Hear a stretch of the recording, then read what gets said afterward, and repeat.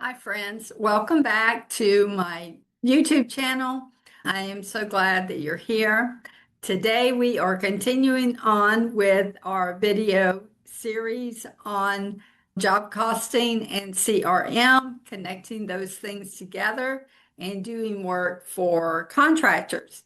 So, this is one of my favorite topics. So, I love job costing because it gives us so much detailed information that we need, and it helps business owners run their company a lot better and increase their profits. And that's what we want as a result of doing work for roofing contractors or other types of contractors. But most roofing jobs don't lose money on material and labor.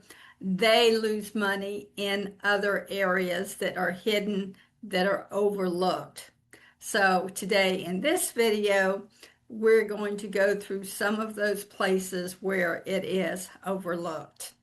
Let me show you how job costing actually works inside a roofing company. And so I've been doing roofing bookkeeping and own my own roofing company for over 25 years. So all of my information I'm giving you here and teaching is firsthand experience.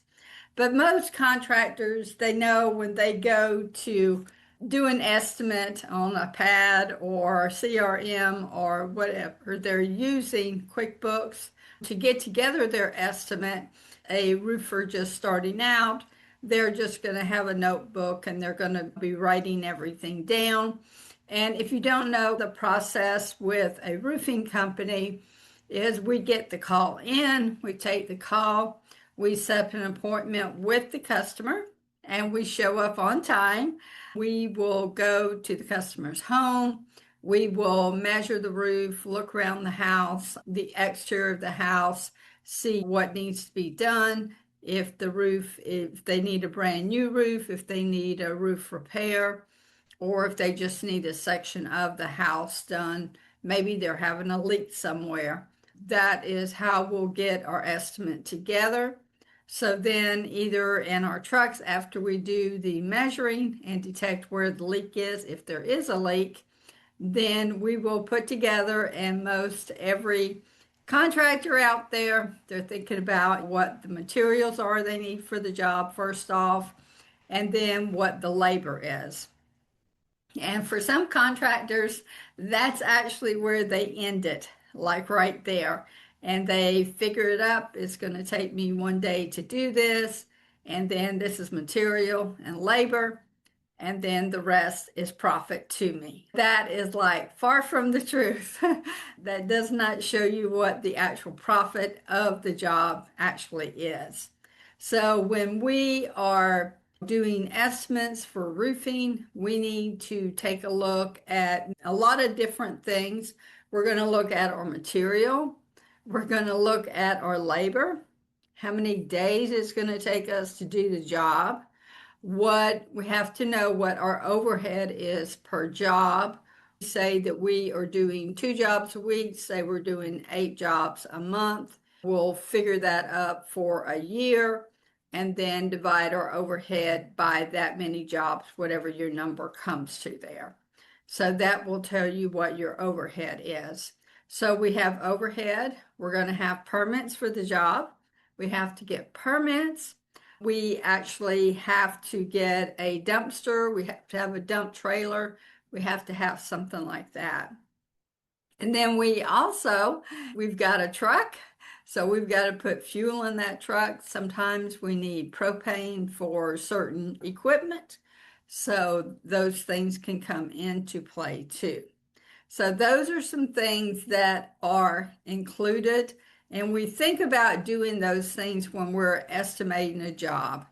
And as a bookkeeper, where this comes in for you is you have to know what your cost of goods are on your profit and loss in your chart of accounts. So we want to make sure that we have listed everything.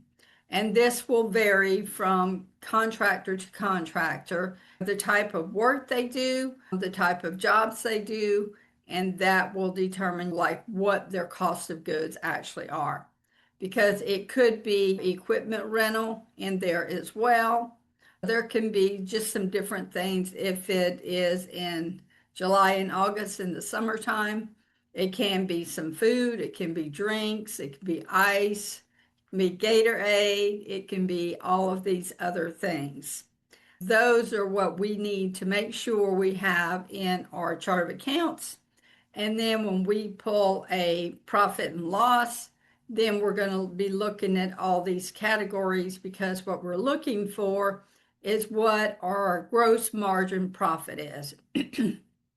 And for roofers in particularly, we want to keep this, or I recommend keeping this at least 50 to 60%. When you keep it at 50 to 60%, then you know you're going to have enough money to pay all of your overhead if you're running a lean business, and then you will end up with 10 to 30% profit at the end of the month, at the end of the year. So that is what our goal is with it. But then a lot of times, a lot of things that we don't think about that come in the job is that maybe you had to order windows. The windows didn't come in time the day you were doing the roof. So now it's going to cost you an extra day on the roof. And I was just like talking to a contractor this morning, and they were doing a bath remodeling. They're a contractor for that. And so they don't know what they're actually going to need sometimes until they tear some sheetrock down, until they take a shower out. So you can't see all of these things. So sometimes you have extra material. Sometimes you get, you ordered 20 square shingles, and it's going to take 22 or 23 square shingles, or even 21 square shingles. So now you got to go back to the supply house, pick it up, and then get it back to the job. And it even could be things like when you order your shingles, you don't order felt or underlayment, whatever you're using with that. And then you usually have that in your truck. Say you buy that bulk because you can get a better price on it. Then it didn't get in the truck that morning. Now you don't have the underlayment, so you either have to run back to your shop or you've got to run to a supply house to get that with. Those are a few scenarios that come up. Sometimes it can be once you take off the shingles, there's a lot of bad wood. Maybe you have to end up replacing plywood. You have to end up replacing some soffit. You may end up having to add ridge vent, because that's why the shingles went out early, because of ventilation. So you have all of these things that can come up with that job that you're doing. So sometimes a 1-day job could turn into a 3-day job, and the difference in prices that you're looking at, say that your overhead is $1,000 a job, and that is assuming that it takes you 1 day to do. Now that cost went from $1,000 to $3,000. So these are the missing gaps in job costing, and a reason why you do want to do job costing, because you need to know what the cost is for the job, what the profit actually is. So if the profit margin isn't at that 50%, then you've got to make adjustments. You've got to either increase your prices, decrease your labor, or whatever the case is. And a lot of time, if we're having contractors do the roofs for us, we're hiring them to do the roofs, they may end up charging us more than what they actually quoted us, saying this was extra and that was extra. And that's how the money really starts dissipating. And so the profit that we thought we were going to make on that job is not anywhere near what we have projected this project for.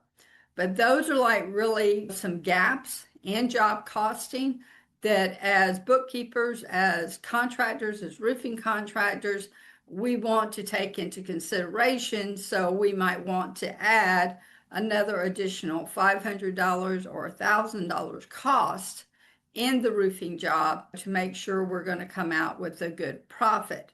And a lot of roofing companies, they have salesmen. And so the salesman, that's another area that we will get into in a further video of how to properly pay salesmen so that it doesn't mess up our cash flow for the roofing company, for the contractor, because all construction companies, they run on cash flow. So we've got to have a good cash flow. So some things we have to pay in advance, and some things we don't have to pay in advance, but we've got to have the cash to operate the company, what we call the burn money. So that is a big gap in it as well. But today is just a few things I wanted to share with you so you can get your QuickBooks right, so you can have your profit and loss look good, so it can be an instrument for contractors to help them increase their profits and have greater income in their business and pay themselves more money. But I also am excited to tell you that next week on the 14th at 3 p.m. Central Standard Time on my Bookkeepers Connection, I am doing a live training there on job costing and roofing CRMs. And so I would really love if you would join us over there. I'll have the link in the description for Bookkeepers Connection, and then you can join our community, and it will be live right on school. So you will need to join the community so you can get that live.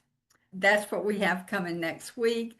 And so I'm really excited to share a lot of things with you with that, of how I work for roofing contractors. And so I'm running QuickBooks Online, but I'm actually going into their CRMs and how I map out everything so everything syncs and what I need to look at in their CRM, like AccuLinks, Job Nimbus, RoofLink, any of those, to get the information that I need and what their dashboards look like. But you don't have to know as a bookkeeper how to run every one of these CRMs.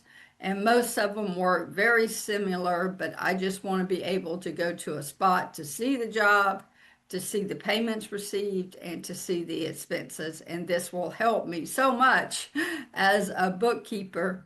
And when my client asked me what was my percentage on that job of income, of profit, then I'm able to give them that information as well to help them with the next job that they bid on.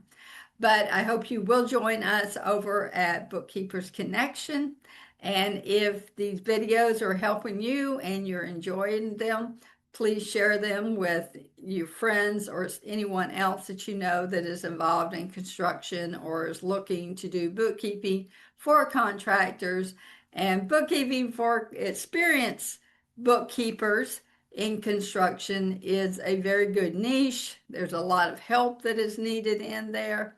We have to like what to do, so that's what I teach from my 25 years of owning a roofing business and doing the bookkeeping, the management, the running around, the hiring, the firing, and all of those kind of things.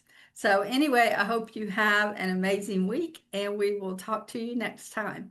And hopefully you'll join us over on April 14th, 3 p.m. Central Standard Time. And we're going to dive into job costing and CRM. And at the end of that as well, I will have some Q&A in case you have any questions. We will see you next time. Bye-bye.